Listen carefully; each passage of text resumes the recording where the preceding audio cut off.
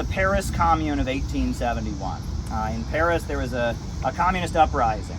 France was at war with Prussia, and the French government surrendered. And the workers of Paris, and the communists and the labor unions, didn't want to be conquered by the Prussians. So they took up arms on their own, and they formed their own government to fight off the Prussian invaders. And it was called the Paris Commune of 1871. And the French government that had just surrendered teamed up then with the Prussians to crush the Paris Commune of 1871. And the Paris Commune of 1871 was considered to be the first workers' state, or the first workers' uprising, the first dictatorship of the proletariat by Marx. Marx had first urged the workers of Paris not to revolt, but then they did it anyway, and he supported it. He said it was the right thing to do. And he said that the workers of Paris, they were storming heaven, right? And when it was defeated, the military that came into Paris executed people in big numbers. There was a huge amount of executions before firing squad. And they were lining up people to be executed. And some of the guys, some were women. I mean, their women were a big part of it too. There was a woman named Louise Michel who was famous. She smoked a cigar like a man, and she would light the cannons with her cigar. And women and men together, they were all being lined up, and one by one they were being shot, and then they were throwing their bodies into these like open graves, these shallow graves. And so somebody, we don't know who, had the idea that as they were being shot, they would do this with their fists. And so they would shoot them, and then, you know, they'd have their fist like this, and they'd throw them in the graves, and after they shot a number of people, they'd put dirt over them. But there's something called rigorous mortem, which is that when you die, your body, your muscles loosen up, and your body expands. And so these people who did this when they were dead, and the executioners would look on in horror as fists came up out of the ground. And it became a symbol of revolutionary immortality. It was the idea that even if we're dead, we live on in the struggle. So that's the origin of the fist. So that's where that comes from. So if you see somebody doing that, that's what it means. The Haymarket affair in 1886. Now what happened was that there was a protest demanding the 8-hour workday, and there were people all over the country, hundreds of thousands of workers in 1886, refused to work on May 1st, had a one-day strike demanding an 8-hour workday. And the demonstration took place on May 1st in Chicago, and it was a mostly peaceful demonstration. The next day, there was another demonstration that happened, and the following day on May 3rd, there was another demonstration, even bigger, miners, other workers, and the police opened fire into the crowd, and 2 protesters were killed. And there was a lot of anger among the people in response to that.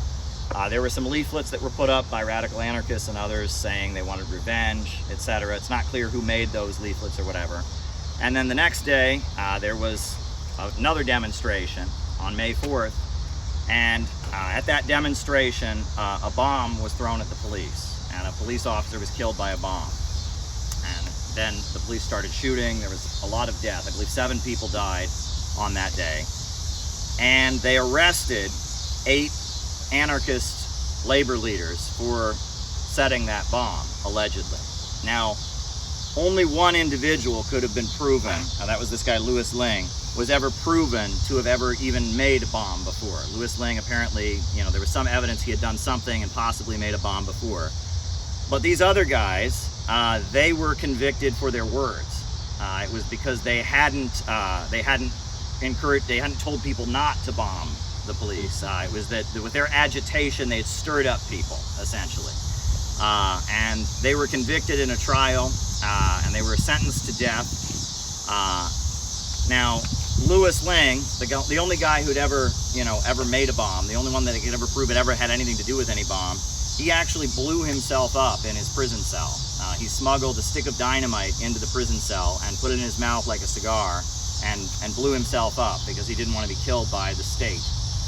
The others were hung, and it was a cause that caused a huge amount of outrage because they were essentially executed for their words. There was no evidence that they had ever set this bomb. There was no evidence that they had somehow been involved in a plot. It was just that with their advocacy, with their political rhetoric, they had inspired this bomb to possibly take place. Now, there were some others who were given clemency and were not sentenced to death and eventually got a pardon. But the May 1st International Workers' Day, which is celebrated around the world as Labor Day, comes from this struggle in Chicago for the one-day strike in 1886 that led to the subsequent events that led to the execution of August Spies, Adolf Fischer, Albert R. Parsons, and George Engel, and Louis Ling, who prevented his execution by committing suicide ahead of time. And these individuals are referred to as the Haymarket Martyrs. And at the time, many people considered their execution to be outrageous. Albert Parsons, he was a veteran of the Civil War. He'd actually fought on the Confederate side. But after the Civil War, he'd had a change of heart, and he actually married a woman of color named Lucy Parsons, who's also buried here.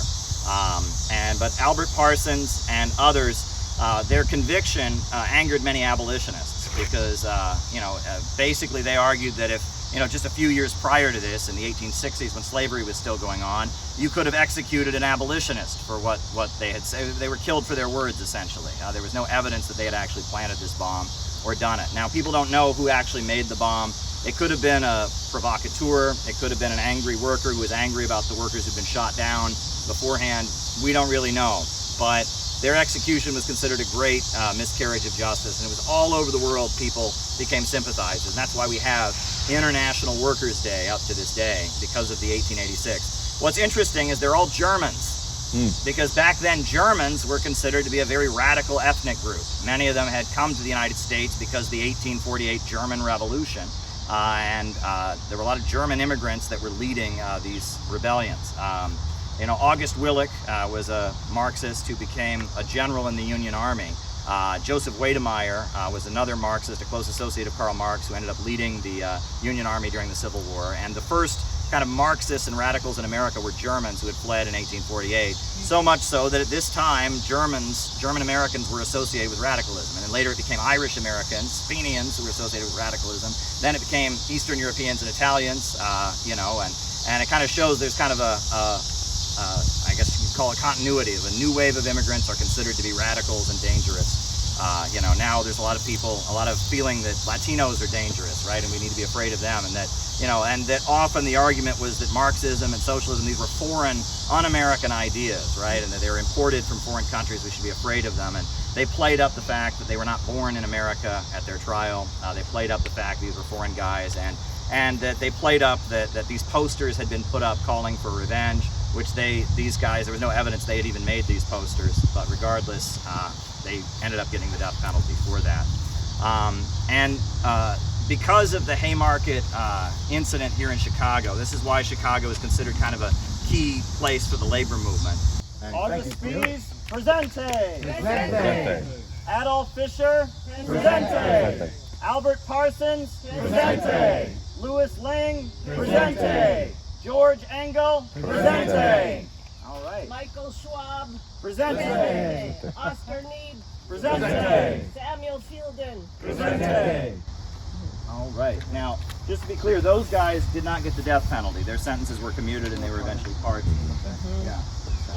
But yeah, there's some more important grades. I have more about Haymarket Oh, go ahead, Square. please. Go ahead. Like what David and I were talking about, how history is erased, and they try to hide it from us, the real people's history, and you're talking about them having it towards different days at the beginning of May. At least you guys got closer than we did here in Chicago, because we had it moved to, there's lots of labor holidays, but it wasn't an accident that they moved ours to the end of August or beginning of September, right? And call it Labor Day, which most people don't even relate to. Like in other countries, they call it Workers' Day, which everybody knows what a worker is. I talk to my students about this, and I use it is there a holiday that everybody in the world, everywhere, almost every country celebrates that is, no matter what continent, what culture, what religion, maybe New Year's? Is there anything else? And I'd ask my students, because they're from all over the world. And, Labor Day, May 1st, May 1st, May 1st. I'm like, really? So most of the countries in the world celebrate May 1st as International Workers' Day.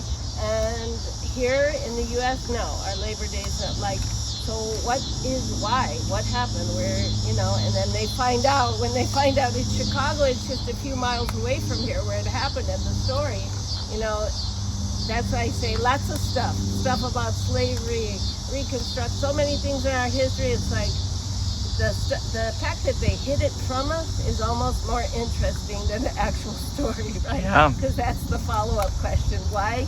How come we are the only ones that don't know about this, right? The individual that I know the most about here is William Z. Foster. William Z. Foster was from an Irish family in Philadelphia. And he joined the Industrial Workers of the World. He was a founding member of the Communist Party. Lived just an amazing life. The death date here is actually not correct. He died in 1961 in the Soviet Union. This is the date that they buried him. It was after his widow, Esther Foster, she had died as well. And William Z. Foster actually died in the Soviet Union because he was an elderly man. The National Board of the Communist Party were put on trial for conspiracy to teach the violent overthrow of the U.S. government. William Z. Foster was so old at the time and he had a heart condition, he didn't end up going on trial. He was declared not fit to stand trial. And it was, just a few years before his death that they finally gave him a passport and allowed him to go to the Soviet Union. And he spent his last couple of years in the Soviet Union in a hospital bed, and he ultimately died. But his last act was on his 80th birthday in 1961. He was born in 1881. And for his 80th birthday, Khrushchev came to visit him in his hospital bed. And at the time, the Soviet Union and China had just had their falling out. And from his hospital bed, elderly 80-year-old William Z. Foster, there with the Soviet leader, read a speech honoring Mao Zedong and honoring the Chinese Revolution as an act of defiance against Khrushchev. And that was his last act, and he died several months later. And that was William Z. Foster. This was his widow, Esther Foster. What's interesting is that William Z. Foster, he never had any children through Esther, but Esther had 3 children at the time they got married. So Esther had 3 children from a previous marriage, and I guess they met at a commune in upstate New York, and they fell in love, and they got married. William Z. Foster actually dedicated his last book to his grandson, Joseph Manley Kolko, and the book is called The Twilight of World Capitalism, and the book is dedicated to my grandson, Joseph Manley Kolko, who will live in a communist United States of America. That's the dedication of his book. Now, this guy is Eugene Dennis.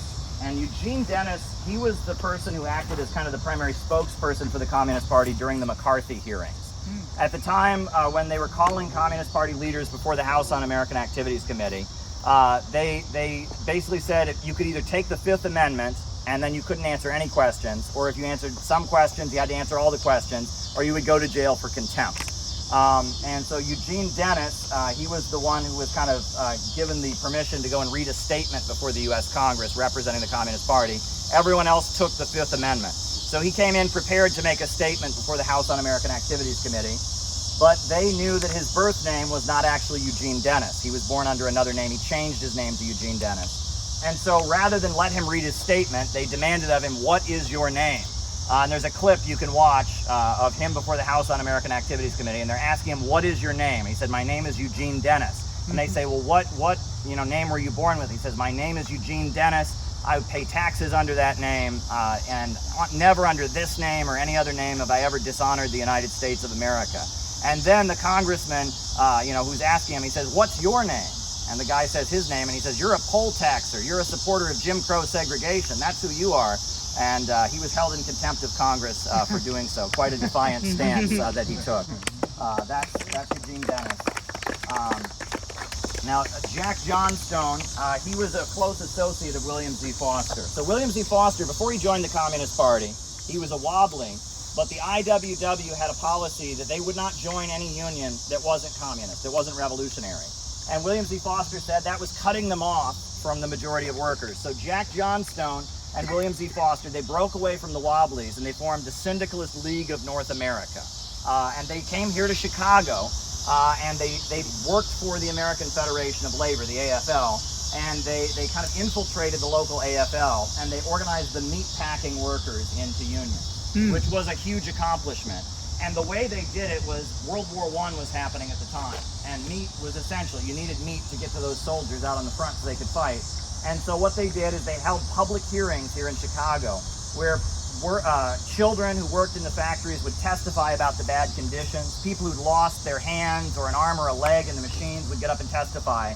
And the press was there, and it was just showing the bad conditions and then hinting that they might go on strike, even though it was illegal during the war to have a strike. They never actually threatened to strike because that would have been illegal. But they had these public hearings testifying about the really awful conditions in these meatpacking facilities and how people lost body parts and children worked for pennies an hour. These were immigrants from Eastern Europe, from Ireland, and from Italy largely.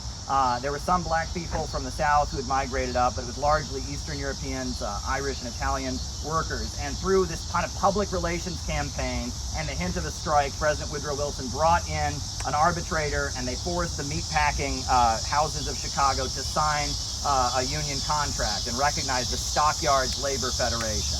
And based on that, William Z. Foster and Jack Johnstone went to the AFL, and they said, we want to do this in the steel industry. And so they launched the steel strike of 1919, which was one of the biggest strikes in American history. It was right as World War I had ended. Workers all across the country, something like 365,000 workers in the steel industry walked off the job, demanding that they get a union contract in the steel industry. And it was like a pitched battle. And in many states, there were many deaths on the picket line. Many people were killed. And they called William Z. Foster and Jack Johnstone to the White House. And President Woodrow Wilson assumed that because they were in a union, they must be very ignorant. So President Woodrow Wilson spoke to them in what Foster called roughneck talk when he met with them. And he said, this strike you're having is hurting our economy. You need to sign a contract, and it was a big incident. The other thing is that William Z. Foster, he'd been a wobbly and a radical. So he was called before Congress during the strike, and they had one of his pamphlets that he had written as an anarchist or whatever. And they said, now, do you still believe this? And he said, oh, no, that was my youth. And 2 years later, he was a founding member of the Communist Party, so he was completely lying through his teeth. He was completely lying through his teeth, but he pretended to be a moderate in order to not have the strike broken up by the government. But the strike was not successful. They lost. And after the strike was lost, William Z. Foster was considered discredited by the American labor movement. He was a failure. They'd had this huge strike, and it had been defeated. So he went back to work as a railroad worker. He was a car knocker. He had a big hammer, and when a train would derail or whatever, his job was to, knock the car back so it could, and he was a car knocker. But Lenin sent an invitation to William Z. Foster from Moscow and invited him to go to the Soviet Union, where they were trying to form a new international labor federation. And when William Z. Foster got to Moscow, he met with Lenin, and he found out that Lenin had been urging the American communists to support the steel strike the whole time, and that William Z. Foster's idea of what he called boring from within, joining the reformist labor unions and pushing them to be more radical, that was an idea that Lenin had as well. And the concept of the militant minority, boring from within, was something the Bolsheviks had done in Russia. And so on that basis, William Z. Foster left anarchism and became a communist leader. And it was here in Chicago that his organizing took place, and it was very key. There's a couple other people I'd like to talk about. This is Elizabeth Gurley Flynn, the Rebel Girl. It says, the Rebel Girl, fighter for the working class emancipation. Good song. And yeah, the Rebel Girl is a song that Joe Hill wrote in honor of Elizabeth Gurley Flynn. Elizabeth Gurley Flynn was an Irish American in New York City. She had bright red hair, and she was known for soapbox agitating. She would stand on a soapbox, and back then there were no microphones. And she would stand on a soapbox and she would speak like this, because your voice projects more over a crowd if you do that. And there were certain techniques that the soapbox agitators would use. For example, they'd have an imaginary argument with somebody. They'd pretend the person who disagreed with them was standing next to them. They'd have an imaginary argument, and they would point, and gestures were really important because most people were seeing you from far away. So you'd stand there and you'd make big gestures, and you'd point, and you'd speak. You'd try to project your voice up so it would carry more. That was Elizabeth Gurley Flynn, and she was known as the rebel girl of the Wobblies, the industrial workers of the world. And she went around agitating for the rights of workers on the job and to build the IWW. One of the most famous things she did was in Spokane, Washington, because all over the country they would have what they called free speech fights. Because in little towns, the Wobblies, the IWW would come and start preaching their message, and the town would have a city ordinance forbidding the preaching of radical ideas in the town. So if a radical came to the town and was arrested, the call would go out for people from all over the country to come to that town and get arrested. And so thousands of people would come to the town, and the jails would be full of people, and eventually the town would back down. And the longest free speech fight was in Spokane, Washington, where thousands and thousands of people from all over the country went to Spokane, Washington to get arrested. Elizabeth Gurley Flynn, she came all the way from New York to get arrested, and she made a point of when she got arrested, before she gave her speech they would arrest her for, she chained herself to a telephone pole. So the police would have to cut the chains to get her out, and they took her to the jail. And when she was in the jail, she found out that the jail was being used as a brothel by the police. The police were using the jail as a brothel. So she exposed that, and that in the national media, and it made a huge incident. And ultimately, the city of Spokane, Washington, gave in and said, you have the right to preach socialism in Spokane, Washington, and gave in. That was Elizabeth Gurley Flynn.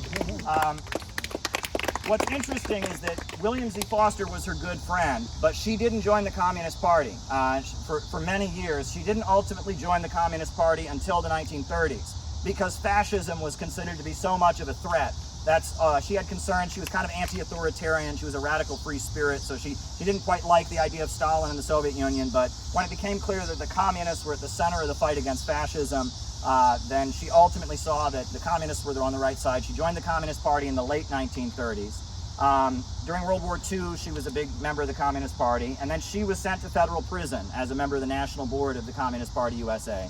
And she was sent to federal prison in West Virginia, and she was in federal prison for many years, and she came out of prison, and she was a leader of the Communist Party until her death. I believe she died in the late 1964 is when she died.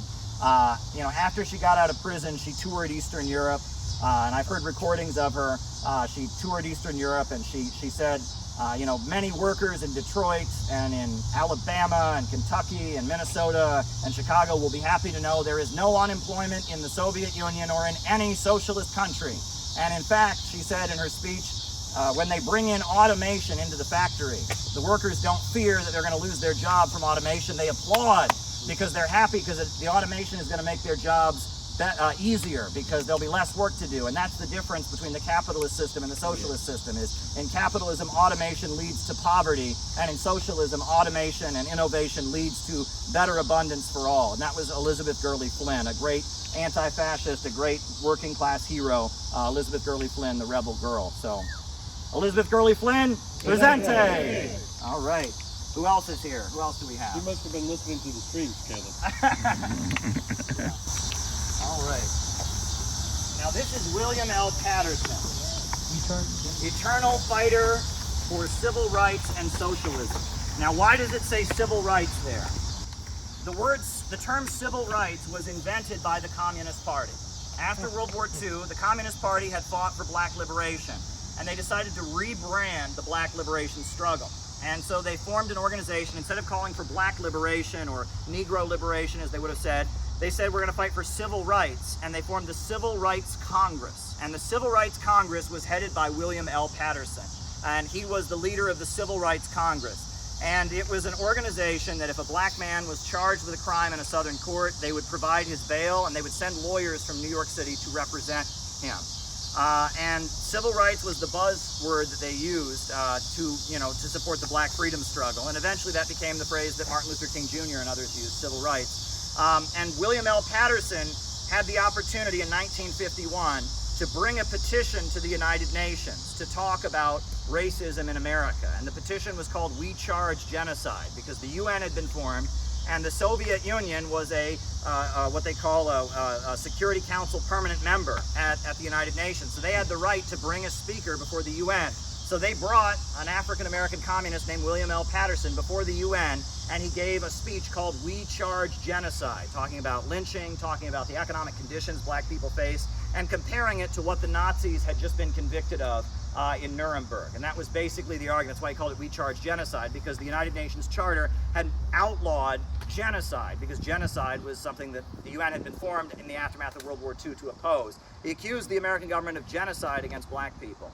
And it was with W.E.B. Du Bois, because people often have heard of that name, but I think they prohibited him from traveling or something, and with Paul Robeson too, right? Yeah, Paul Robeson was part of the Civil Rights Congress, as was W.E.B. Du Bois, as were a number of people. Now, what's also interesting is I knew older communists who talked about how what they did is they took the petition that William L. Patterson had given at the United Nations, and they photocopied it, and they went door to door in every black neighborhood in the northern industrial centers, selling it door to door, and saying, you know, there's 1/5 of the planet that's on your side against the American government, and that's the Soviet Union. And they just had, you know, gave this speech at the United Nations supporting you, and that laid the basis for what Martin Luther King was able to do. You know, going door to door with the petition of William L. Patterson, the leader of the Civil Rights Movement. What's interesting is also that one of the main lawyers for the Civil Rights Congress was Bella Abzug, who eventually became a member of the U.S. Congress, representing New York City, representing Manhattan. And she was a lawyer for the Civil Rights Congress. She never actually joined the Communist Party, but she was a lawyer for the Civil Rights Congress. Yeah, go ahead. That's one of the charges against the Uhuru movement, is bringing a petition charging genocide before the United Nations. Yes, and when was theirs? Was that in the 90s? Or when did they did it? Well, no, they had a convention in the 1984, charging genocide. But then they recently did a petition based on that, and they took it to the United Nations, and that's one of the things that, just like back then, right? Like 10 years the ago U.S. or government is saying something, that right? it's Russian inspired, right? And it wasn't, and that's their right It's really important under to the make those Constitution, connections, under the right? United Nations Charter. That's their right to bring that petition, and the government of the United States tried to say it's illegal. Another thing that I would like to point out about this, well, first of all, I guess I'll point to another grave and then I'll tell the story. But this is Henry Winston.